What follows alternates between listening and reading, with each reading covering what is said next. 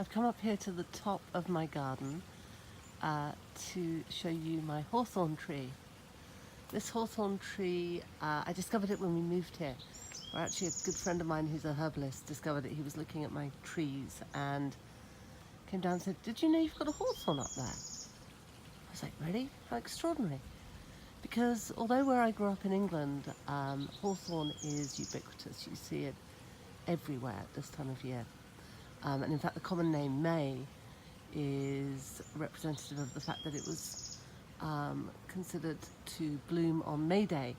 And in fact, there may even be a tradition, we all know about trick-or-treating, but traditionally children would cut boughs of this and carry it from door to door on the 1st of May as part of May Day celebrations. And they would be given little treats. So I always wonder whether that might be part of the trick-or-treating tradition. Anyway, I am very fortunate to have this here because it's everywhere in the UK and lots of other places, but here in California it's kind of dry for it. So I've been keeping an eye on this for the last couple of weeks. You have to really strike while the iron is hot if you're a herbalist, because things like this come into season very, very quickly. And all these will have turned brown and started their journey towards becoming berries in a few weeks' time, or even a week and a half's time if it's hot, which I think it might be. Absolutely masses of it this year. We've had a very rainy winter. I've never seen this tree have anything like as much blossom on it. Anyway, I'm going to pick some now. Won't take it all because A, it would be impossible. B, it's always important to leave some for the birds and the insects. I was up here the other day, it was smothered in bees. Oh yeah, there's a few over there now just sort of buzzing around, collecting the beautiful pollen. Catch up with me in a minute when I'm back down in the garden and start to make a tincture from it. So, I'm back down on the ground, having been up the side of the hill there to get my hawthorn. And I don't know how well you can see this, and it's a little dark under the tree, but it's very bright otherwise. What I've picked is the flowers, the little white flowers, and they've got this very distinctive smell, and the new fresh green leaves. These leaves also contain lots of the flavonoids that make hawthorn such an amazing herb, so you want to get those too. And it's always really important when you're picking and harvesting plants that you don't damage the tree or the plant. So I've always found with this, if you pick it like that and then just twist gently, it'll just gently come away. You don't want to tear the bark or damage the tree. Obviously that would be wrong and counterproductive because you won't have any next year. So I've picked a bowl full of these lovely hawthorn flowers and leaves. There's lots more up there and I'll be doing this several more times in the next few days. And I'm going to make a tincture. Very simple to make a tincture from this. I'm doing it with flowers and leaves, so I don't need to decoct it, in other words cook it down. I don't need super strong alcohol. I use, as a herbalist trained in Britain, we tend to go for slightly lighter tinctures, less high alcohol. I don't need a lot of alcohol with this. The flavonoids are water soluble, so I just need enough alcohol in there to preserve it, to extract and then preserve the finished tincture. So it's very simple. I'm just going to put these hawthorn berries in here. Now I'm a bit low on vodka. I've actually used a lot this week, so I'm only going to do about half a jar full, and I'm going to nip out in a bit and get some more vodka. So let's just do it up to about there. It's really important to know that you should leave some space above the plant material. If you've got plant material poking out the top of the liquid, then obviously it's going to catch the air, it's going to oxidize, and it's going to go bad. So you always have to make sure there's a little kind of inch or so, a couple of centimeters of vodka over the top. And in terms of the vodka I'm using, as I say, I don't feel the need to use super strong alcohol for a tincture like this. I do for some others, cinnamon or something like that, I'm going to use a strong alcohol. But this is just regular vodka from the supermarket.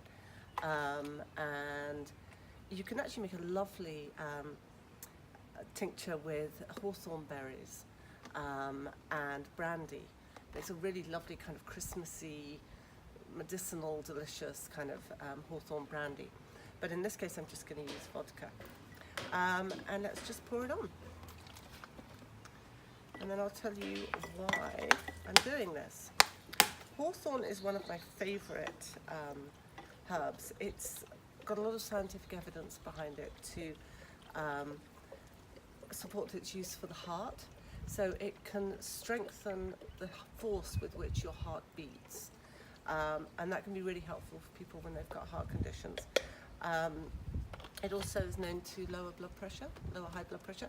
It's not going to on its own lower a really high blood pressure, but alongside lifestyle things like meditation, like changing your diet, it can be a really supportive way of bringing down your blood pressure without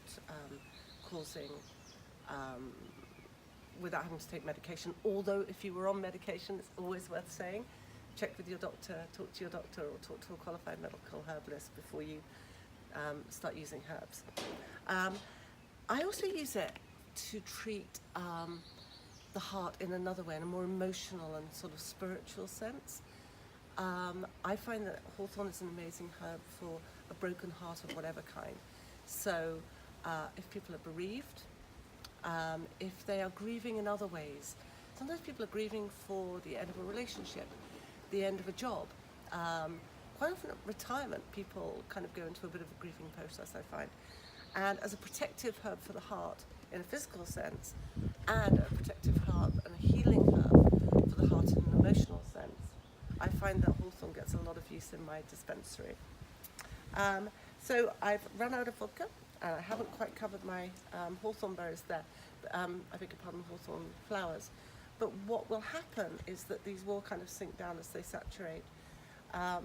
But I will get some more vodka, I'll top it off. I'll also be able to cram a few more hawthorn flowers in there as well. This is my first video. I've been talking about doing this for ages and ages, and it's just something I'd really like to do because I love sharing what has been shared with me about herbs and plants as medicine. If you like it, please let me know. Send me a direct message, share it, subscribe to the YouTube channel that I'm about to set up, which is under my name, Paula Granger. It's always good to get feedback, and if I feel like people are actually interested, then I will definitely do more of it. If I feel like no one is watching and I'm just standing here in the garden talking to a phone and feeling a bit foolish, then I probably won't. But thank you for spending a little time with me today and with this amazing plant, hawthorn. If you have it growing in your area, I implore you to go and harvest some. Even if you don't want to make a tincture, you can just dry it, put it in a paper bag with lots of space around it, tie it up, and hang it up somewhere, and make yourself a tea. It's got a really nice, kind of slightly floral, slightly, what does it taste like? It's a nice flavour. It's hard to describe, but make yourself a tea from it. There's so many ways in which hawthorn is a wonderful herb to get to know. Thanks for joining me. Bye.